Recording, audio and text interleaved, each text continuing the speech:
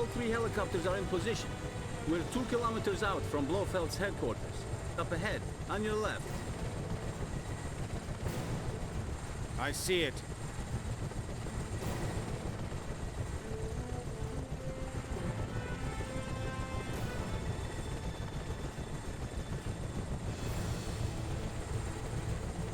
Prepare to land. We're taking fire. James, take them out. Keep shooting, Jay. Okay, now I thought about like continuing to talk on the thing we were just on, the little results screen, but I was like, no, we'll go ahead and save it for this part. So right here, which is also where continuity takes a fucking nosedive into the ground, where the guy who's with us is supposed to be Draco. He doesn't look like Draco, because they didn't get that right either. They also didn't get the timer right. I kind of wish I had mentioned that. Or the subtitle feature right. They couldn't get that right either. They basically didn't get a lot of things right. But, like, the idea is, at the end, she gets captured, and no one knows that Bond is alive, so he contacts Draco, who is a crime lord. That is true. And then he's like, hey, we should probably save your daughter, you know, because MI6 refuses to help. They don't want anything to do with Blofeld, and they don't have an opinion until after she's captured. So like the whole MI6 don't care about Blofeld thing, like, that's also wrong. Maybe if they bothered actually paying attention to the movie, they could have jotted down maybe some details about it. Oh, well. This does have an overheat, so you kinda gotta be careful. But other words, this part is actually, I guess, kind of accurate. Which was, you know, like I said, one of the biggest things I wanted to know about this game, film, representation was how accurate is it, because everywhere you go, you're getting followed around by someone. And in this case, it's actually true. James busts in with Draco, and they, like, raise hell. That's true. But the way they represent it isn't entirely true. But I don't mind that, it's fine. Because they're trying to fill in certain story elements with this mission. I can't hit him from up there. Also, I kind of just like shooting the glass. I don't know why. The place looks nice, as it's supposed to. It's a nice little representation of what it should be. Also, there was a couple, and I've done the liberty of writing down notes now, so I don't forget. So there's a few things about Goldfinger that I didn't get the chance to say that I kind of wanted to take the opportunity now to say, and that was the interrogation scene. Bond wasn't super calm, cool, and collected about it. He was actually kind of panicked. So that's a thing. That guy looks like he's there, but he's dead. He's just dead in a very funny position. I'd have to look at my notes, but yeah, that's the other thing. And the reason we're going through on Majesty is because the idea of this game is to represent all the actors who've played Bond. So first was Sean Connery inside of Goldfinger, and now we are George Lazenby. But the thing is, like, it's kind of a stupid idea to even do that concept when all of them are just going to be Daniel Craig, and they're wearing different clothes. But we're supposed to be George Lazenby's portrayal of Bond, which was a one and done. He actually had the opportunity to sign for a bigger deal, but he rejected it. He said it was the biggest mistake of his life. Funny little thing about that. How many guns do I got? I just got 2. Now I got 3.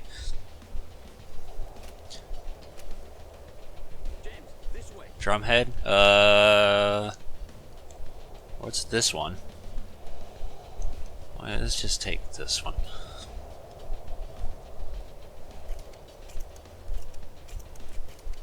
Get some more ammo. Also, funny thing about the portrayal of James Bond is very rarely is it ever actually done by a British person.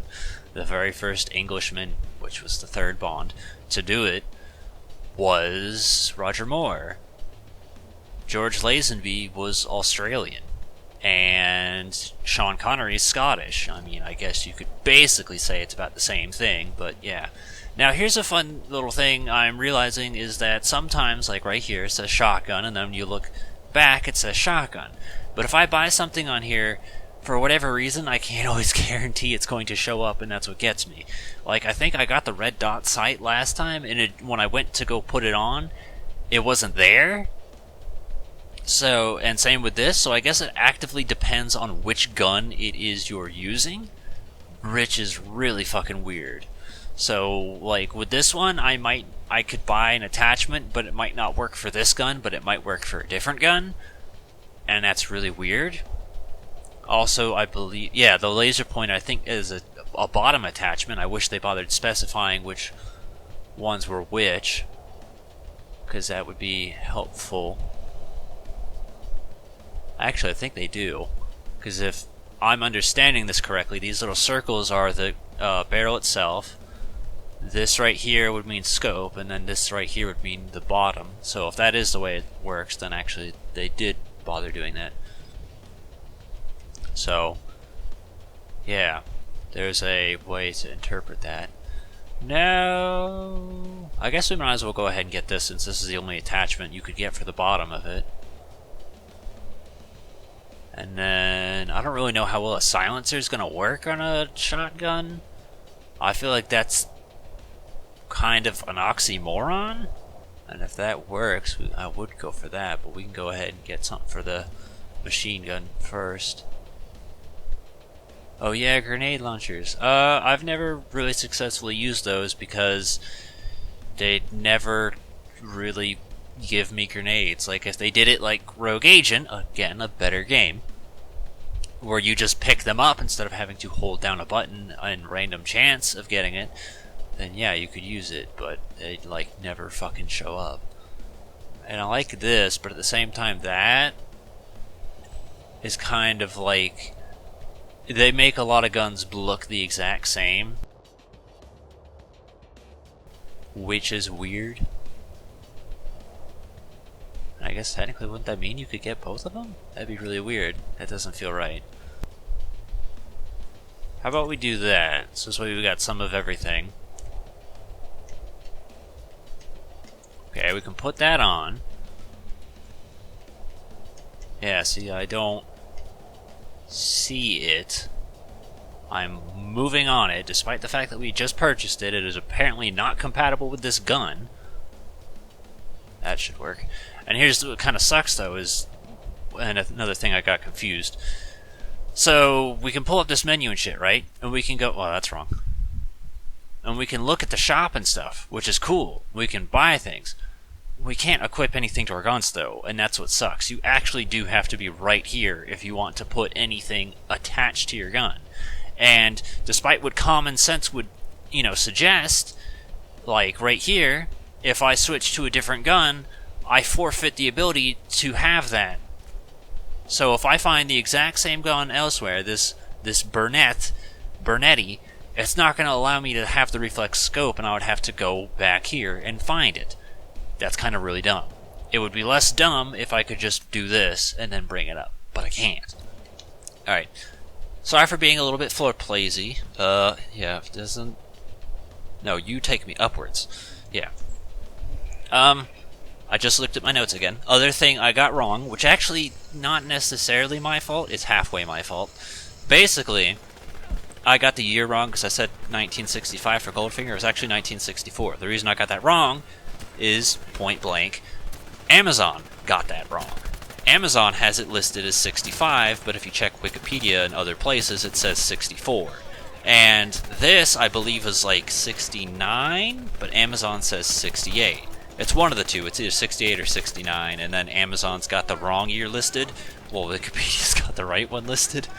I never understood why we couldn't use Wikipedia to cite our resources, because you can get the correct information all the time.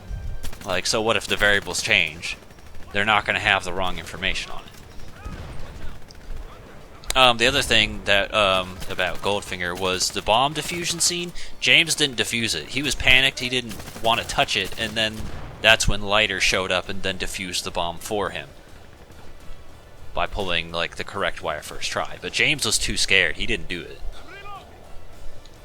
So that covers everything.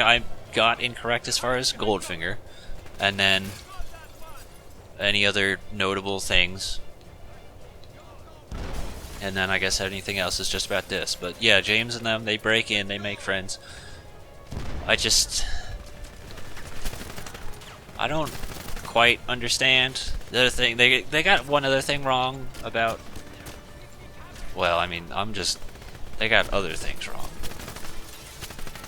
One thing in particular stands out in my mind, but it's not entirely that big of a deal. I mean, really, the things I'm saying are only as much of a big deal as you make it.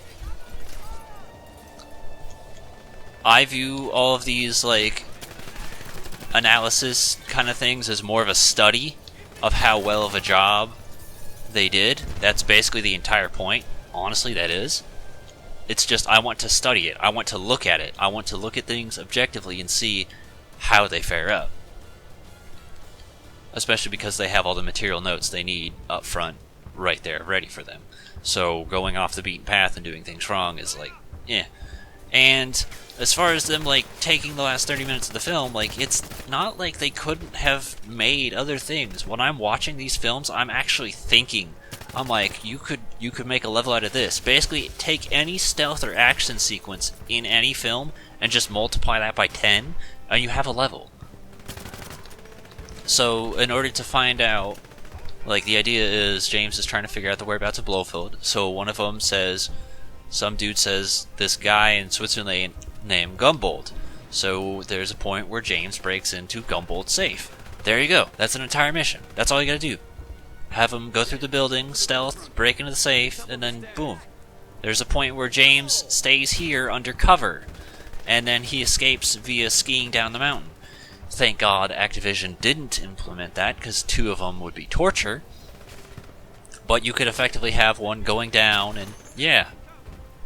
That's the exact same thing I have with laser. Ooh. I would be using the drum head, but it's not exactly ideal for this situation, unfortunately. I would like to, but aim at the guy. You know, maybe actually, maybe they fucked up the aiming on purpose. This way you could buy the upgrade for aiming. Because honestly, what? I mean, I know I was taking damage, but I didn't think I was taking that much damage. What the hell? Okay, whoop, friend. It put me back downstairs, so I had to redo downstairs. Which, I mean, at first I was going to complain about, but I was like, that only took like 2 to 3 seconds. That wasn't that bad. Yeah, see, the problem is once you put the reflex sight on this kind of looks like just... You could put it on any gun and it's going to look the exact same. I could put it on that little Sigmas and it's just going to look like any other gun. And it also kind of discourages you from swapping them, unfortunately. But truth be told, now that I'm kind of familiar with the name Sigmas, I'm kind of like, yeah, you're the generic one. You're the Klob of this game, the Soviet of this game. That's a GoldenEye joke. Alright, so are you the boy who shot me down? Because, like, don't do that. Leave. Go away. Especially if you're busy shooting them. That means you did a really terrible job because you shot me.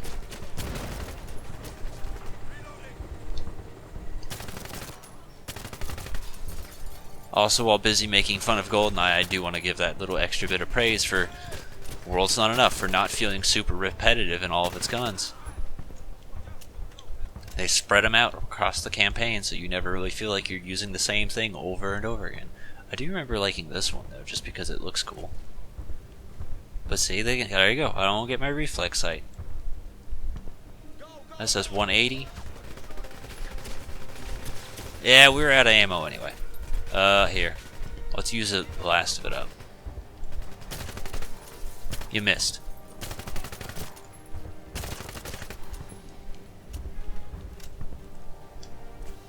We're gonna call you the Termite, because it looks like it says Termite. And Termite sounds like a pretty cool name for a gun.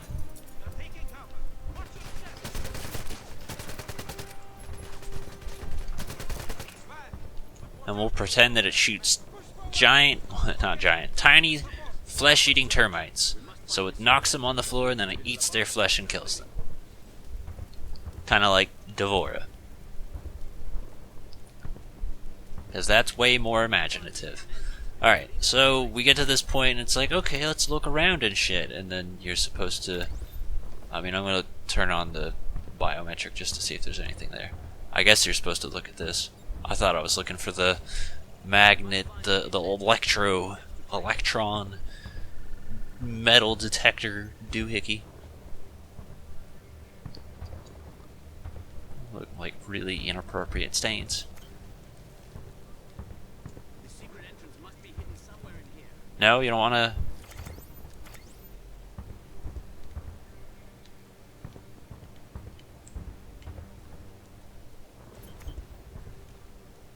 James? I found it. I found it a little bit ago. Must hurry. Cool, let's go put the thing on top of you now. So you... Actually, let's see if... okay, it is compatible. Huh. I was just thinking it might not have been because of the way it's laid out. Assault rifle. Try and keep that in mind. Because unfortunately this doesn't label it. I base on the picture. As you can see, that's a regular rifle. That's a shotgun. That looks like an SMG. I just call that just a regular machine gun, but I guess it's different somehow. It says 31. I mean, I feel like a silencer would be a good idea, but we don't have enough for it. See, this one gets me as well, because it's like... Aren't they already fully automatic? And more importantly, does a high-capacity magazine apply to all of them? Or would it just be the one gun I'm holding? That's the other question. We'll give it a go.